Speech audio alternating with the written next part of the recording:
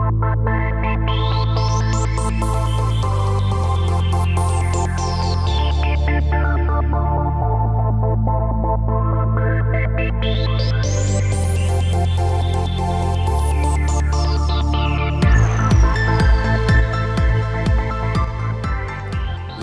is Seeking Delphi. I'm Mark Sackler. The future lives here. This week's topic is a hot one with futurists these days.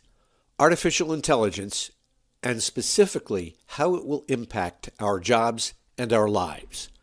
Popular opinion has it that AI, along with robotics and other forms of automation, will kill off millions of jobs in the coming decades, and with that create major social, economic, and political turmoil.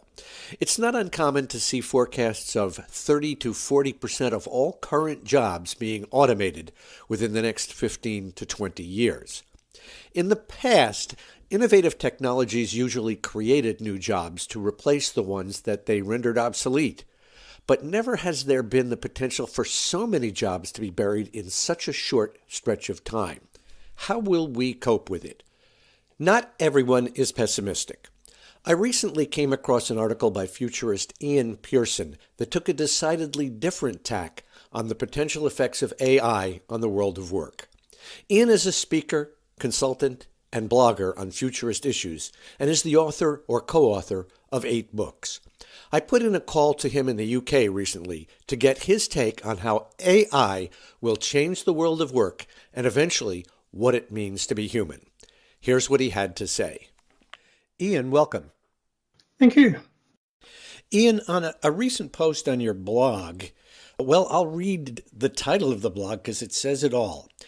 You said, AI is a stimulative technology that will create jobs.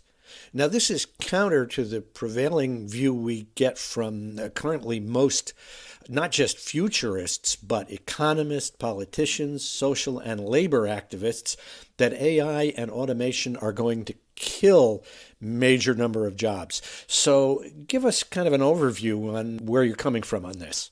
Well, my overview of the future of AI is that it will have a very big impact, but I think too many people are looking at the downside, that people are looking at the enormous number of jobs that will be wiped out by AI, and they're not looking at any counterbalance to that. And I thought, well, this is a bit one-sided. I've been working in AI all my working life to some degree. I can see that it'll have an impact, but a lot of that impact will be good. So the world is screaming for a bit more balance here. So that's what I've tried to do with this blog. Ian, to drill down to some of the details in your article, specifically how the jobs are going to be created, you listed 3 main areas. So let's discuss them one at a time. First of all, you talked about the need to maintain and program the robots or automation or AI. Well, yes. I mean, if you're going to have an awful lot of robots and a lot of AIs around, they're going to have to be taught how to do things. Even with industrial robots, you have to have a skilled workman in the factory floor showing the robot what it has to do in order to do the task it's going to do 100,000 times. It's got to be taught how to do it at first. So you still need the human being to teach the robot first off. That usually doesn't take very long. And of course, once you've taught one robot, every robot in the world can have that skill. But where you've got robots doing more general purpose tasks, it won't be quite so easy as programming an industrial robot. You'll have to show them how to work in a very wide range of different situations. That means you'll have to educate robots in pretty much the same way as you educate kids to learn how to behave in an everyday world too. So it'll take a lot longer than just showing them how to move the arm to pick up this component and put it into that hole. They'll have to learn how to deal with an awful lot of quite often unexpected circumstances. So there will be a lot of roles for humans in teaching those robots, teaching AIs how to make decisions, teaching neural networks, which one is a good one and which one's a bad one. These sorts of jobs are things that people need to teach the robots and the AIs to do before they can do it for themselves. So that will create a lot of jobs for the next few decades while these robots are up and coming, and as we're starting to introduce them into whole new areas of life. Won't last forever, but it'll give us a few decades of quite a lot of extra jobs. On the other side of that, though, I recently saw where there is a company that's building a facility for 3D printing, where the 3D printers will be tended by robots. Basically, it will be robots running robots. Is that eventually going to become a thing where the robots basically just run and maintain each other and don't need any human intervention? I think we will get to that point. I think what this does in the meantime is it gives us some transient jobs until we get to, what I call a black box economy, where the robots and computers can do almost everything by themselves. We will get to the point where robots can make all the other robots that make the other robots that make the factories that make the robots, and you could end up with a completely automated economy in terms of the converting resources into products. In that sense, we can get rid of the humans completely from that loop and have all of the robots and machines making everything for us and bringing it to us. We don't need people to do that task, really. But we will have some transient ones on the way there, but yes, we will get to the point where the robots can do it all for themselves, apart from these other jobs, which I'll talk about later on. The second area of job creation that you mention is the interactive, kind of emotional, creative part of dealing with customers or clients. So tell us about that. Well, AI is fine when you're just talking to it about a simple thing, what is the temperature outside, or what time does the next bus come? If you're just asking an AI something like that, you don't really need a human to intermediate. But supposing you're replacing your doctor with an AI, the AI is coming at it from a very unknowledgeable angle. It doesn't have the same emotional repertoire that your doctor does. It doesn't look at your face to pick up the body language and the expressions when it's asking you something. It can't tell whether you're lying or exaggerating or anything like that. If you're talking to a human being, they pick up all sorts of subtle cues which give them some indication as to whether you're telling them the whole story or whether there might be another few symptoms there that you're not quite telling them because maybe you're embarrassed or something.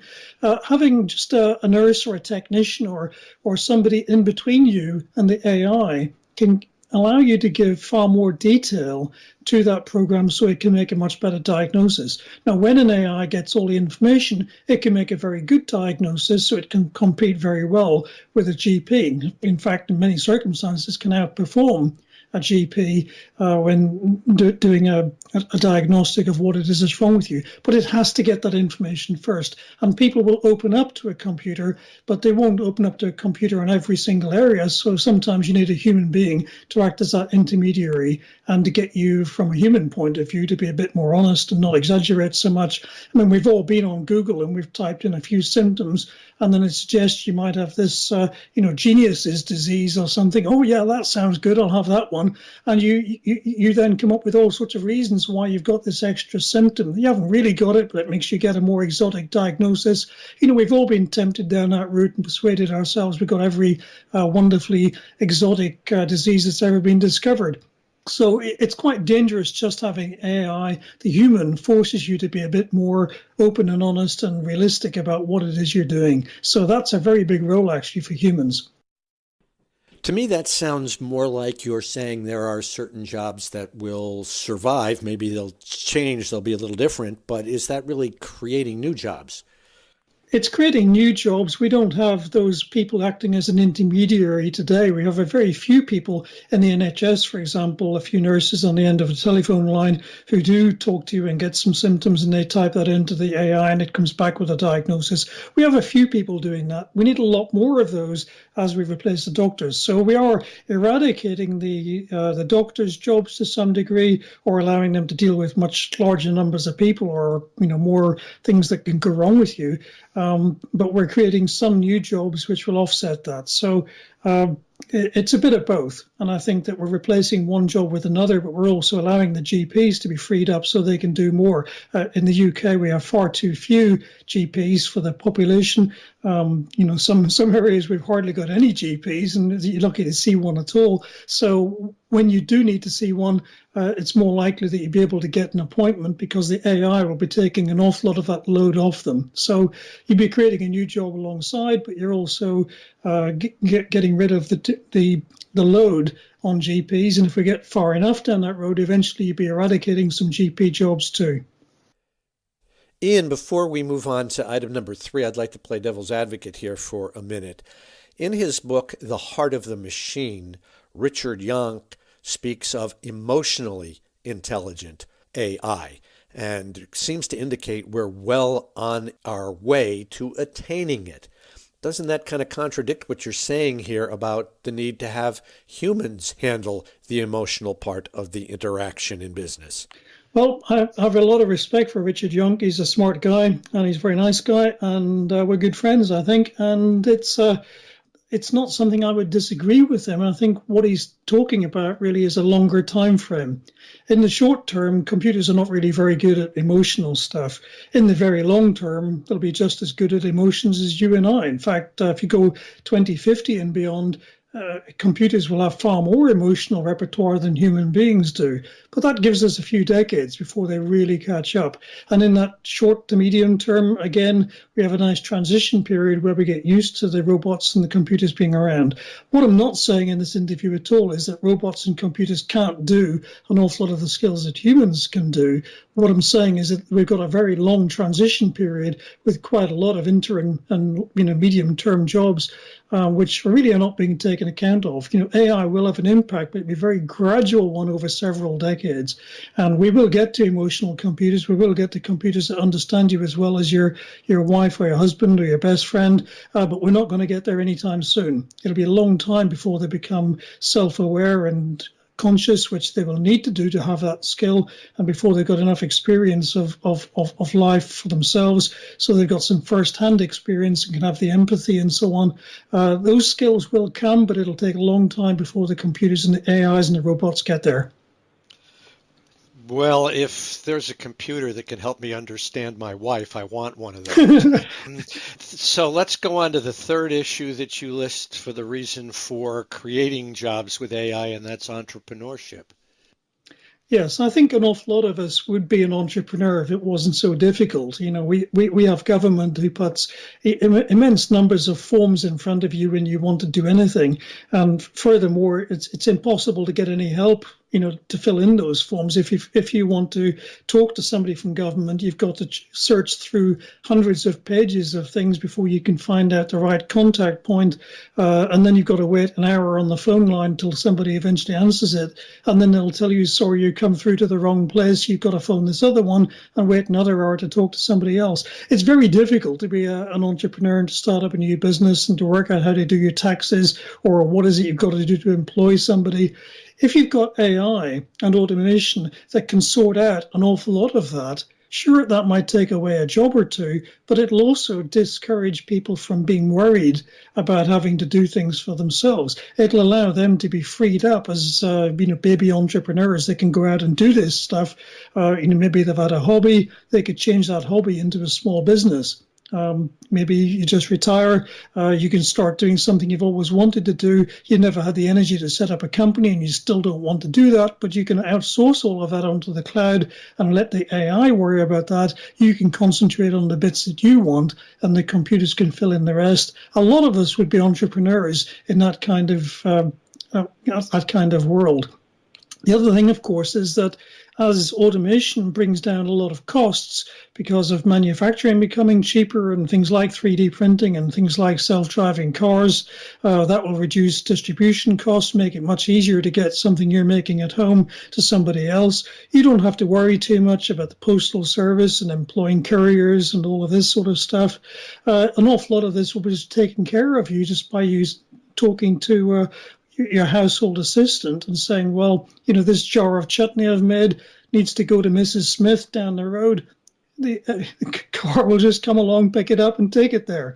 That sort of a world allows people to convert their home hobby into a small business, whether it's just making special chutney or pickles or jam, or whether it's making 3D printed artifacts, or whether it's making really intricate artworks or something. The computers can help us in all of these. The other thing it can do is it can upskill us all.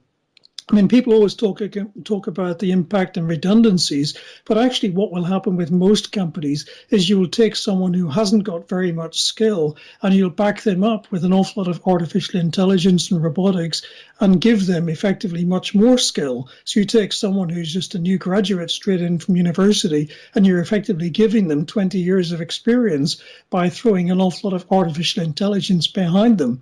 And that upskills them. It gives them better job satisfaction. It allows them to give a better customer service, but it also allows the company to do an awful lot more with that employee. And so why would they want to get rid of that employee? They're probably going to keep them and just watch the profit margin increase. So I think the redundancy is overstated and the impact of AI making things more positive is understated. Ian, let's go on to some of the implications now, and one that you talk about right up front. If the economy is grown tremendously by all this automation and AI, but it kills a lot of jobs, one suggestion from not just futurists, but there are forward-thinking politicians, economists, social scientists who've talked about a guaranteed universal income. And you say, at any rate, whatever happens, if governments manage things well, we shouldn't have any problems. But isn't that kind of a stretch to expect governments to manage things well the way governments are working these days?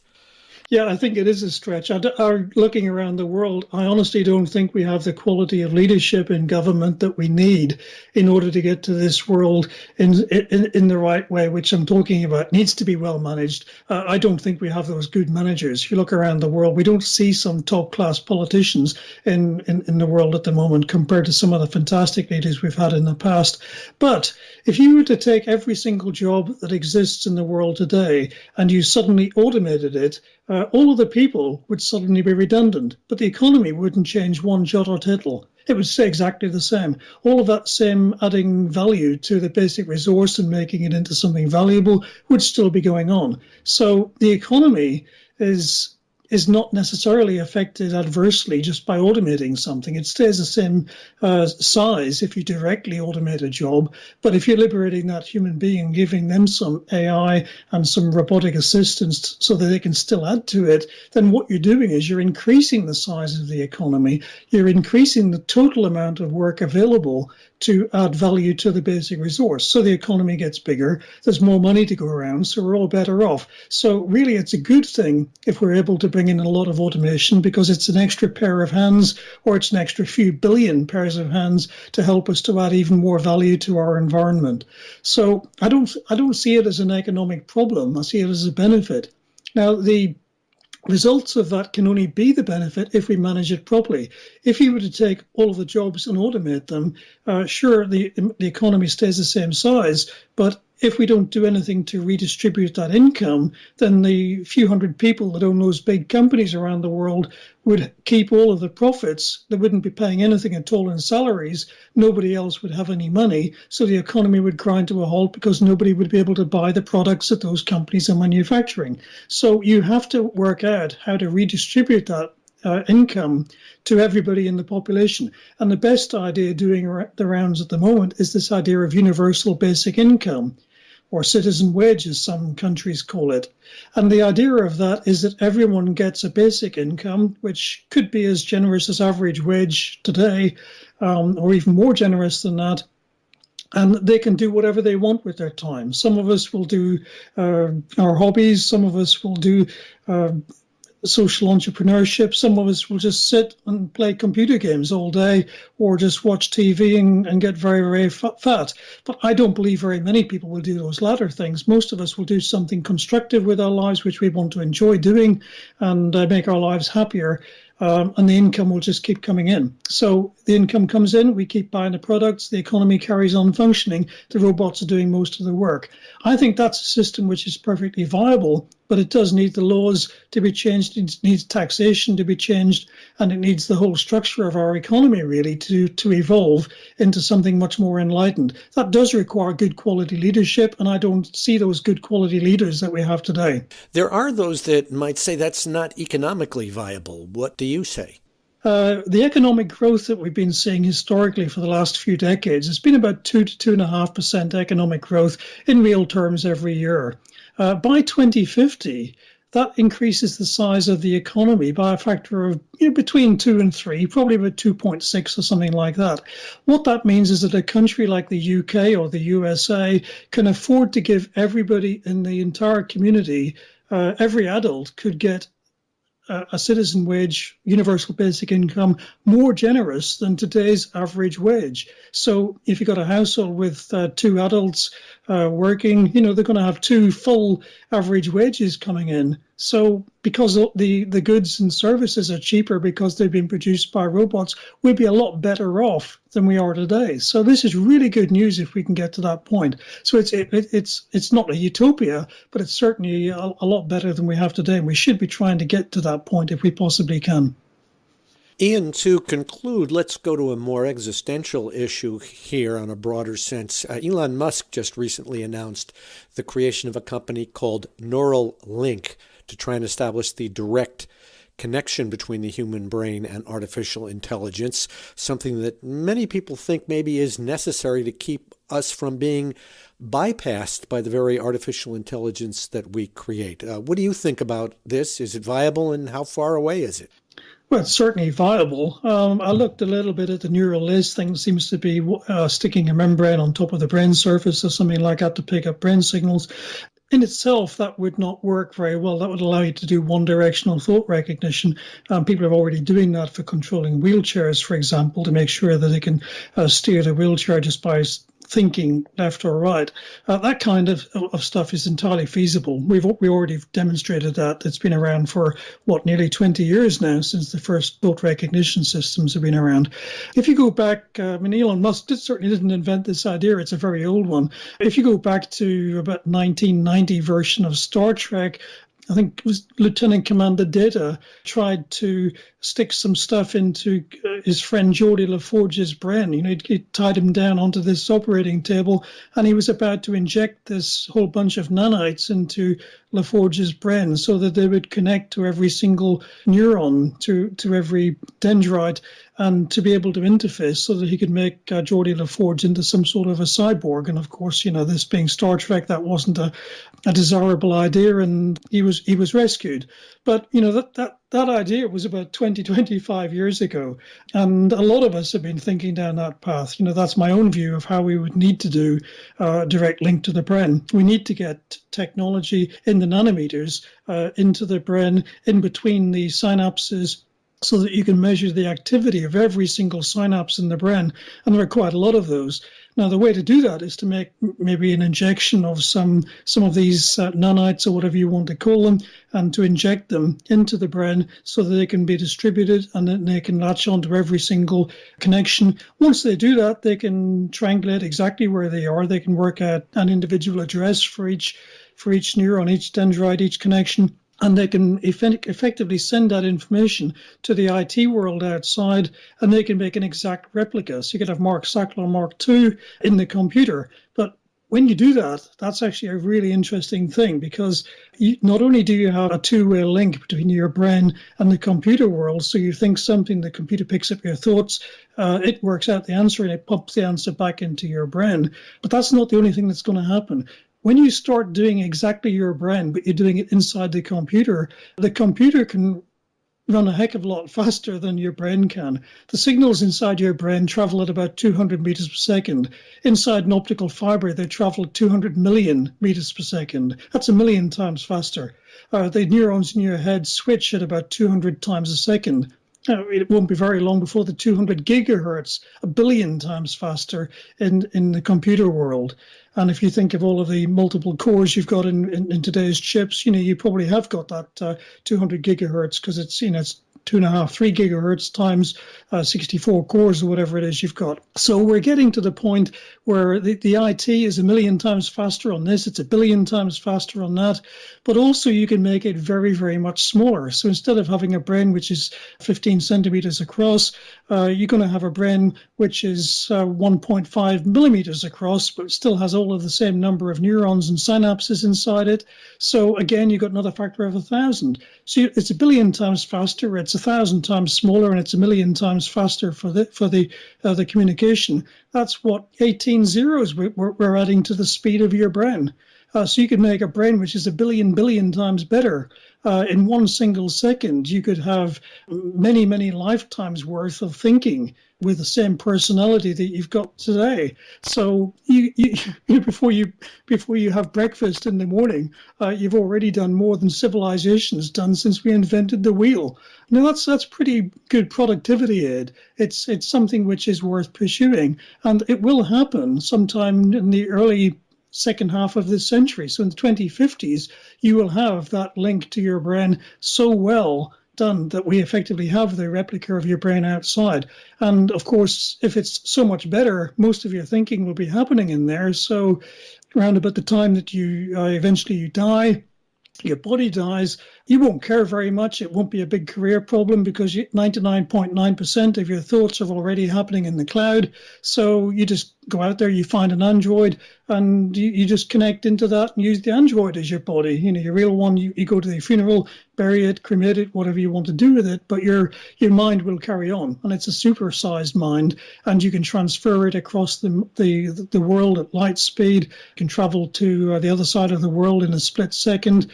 Upload into an Android if you want. You could have presence in many Androids. And also because it's in the cloud, you can telepathically communicate with everybody else. So you've also got the Matrix, you've got every other's idea from Star Trek, like the Borg. You could be part of a global consciousness. So you get a lot of issues if we go down this road. So the neural lace thing's a bit primitive. It's a trivial idea, really, of just sticking a simple membrane on the top of the brain and picking up some signals. Well, yeah, we did that 25 years ago. What we need now is the Geordie LaForge command to data type stuff from Star Trek 25 years ago. And we need to be able to do that and get, full nanotechnology link. And then we can go really into the future and do something which makes us completely transhuman and vastly superhuman. And the interesting thing is that all of the nightmare scenarios about computers getting so smart that they wipe us all out, that isn't a problem because we're the same. We're the same speed as those AIs. We're using the same technology, or you're directly connected to that AI, so the AI isn't much smarter than people, and we can survive. In fact, if you think about it long enough, you realize it's the only way you can develop superhuman computers without them becoming a threat. Ian, a lot to think about, to discuss, and possibly to debate, and I'm hoping that at a future date we can get deeper into some of this. But for now, thank you for your time today. It's a great pleasure. Nice meeting you. Compare Ian's forecast of a post-2050 human interface with the computer cloud to that of singularity advocate Ray Kurzweil, who has set 2029 as the date he believes it will happen. It's important to note, even when top futurists agree that something is likely to happen, they won't necessarily agree on when it will happen or what its effects will be.